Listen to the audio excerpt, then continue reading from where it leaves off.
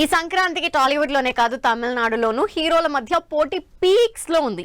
విజయ్ జననాయగన్, శివకార్తికేయన్ పరాశక్తి సినిమాలు ఒక్కరోజు తేడాతో క్లాష్ కి రెడీ అయ్యాయి. అయితే జననాయగన్ విజయ్ చివరి సినిమా కావడంతో ఎక్కువ థియేటర్స్ తలపతి మూవీకే ఇవ్వాలంటున్నారు ఫ్యాన్స్. ఈ విషయంపై ఈ రెండు సినిమాల మధ్య ఫ్యాన్స్ వార్ గట్టిగా నడుస్తోంది. ఈ వీక్ కోలీవుడ్ బాక్స్ ఆఫీస్ దగ్గర బిగ్ క్లాష్ కి రెడీ అయ్యారు విజయ్, శివకార్తికేయన్.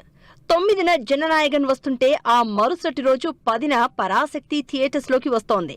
ఈ రెండు సినిమాలు ఇప్పటికే సాలిడ్ ప్రమోషనల్ కంటెంట్ తో సినిమాపై మంచి హైప్ బిల్డ్ చేసుకున్నాయి.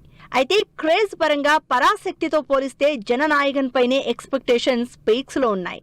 అంచనాలకు తగ్గట్టు అడ్వాన్స్ బుకింగ్స్ లోనూ కొత్త రికార్డ్స్ తోంది తలపతి సినిమా. విజయ్ సినిమాలను ఎక్కువగా రిలీజ్ చేసే కుంభకోణంలోనూ వాసు సినిమాస్ థియేటర్ లో జననాయగన్ కి బదులుగా పరాశక్తిని విడుదల చేస్తూ ఉండడంతో హర్ట్ అయ్యారు అభిమానులు. తమ హీరో సినిమానే విడుదల చేయాలని థియేటర్ పై ప్రెజర్ పెట్టినట్లు తెలుస్తోంది.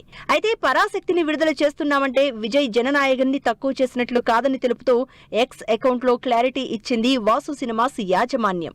15 ఏళ్లుగా విజయ్ సినిమాలన్నీ రిలీజ్ చేశామని, అనుకోని కారణాలతో పరాశక్తిని విడుదల చేస్తున్నట్లు తెలిపారు. తమిళనాడులో ఈ ఫ్యాన్ వార్ ఎలా ఉన్నా ఆల్రెడీ మొదలైన అడ్వాన్స్ బుకింగ్స్ లో అదరగొడుతోంది విజయ్ సినిమా. కర్ణాటకలోని ఆల్మోస్ట్ అన్ని థియేటర్స్ లో ఈ Friday morning show tickets hot కేకుల్లా అమ్ముడయ్యాయి. ఈ టికెట్ ప్రైస్ 1000 నుంచి 2000కి మధ్యలో ఉన్నట్లుగా తెలుస్తోంది.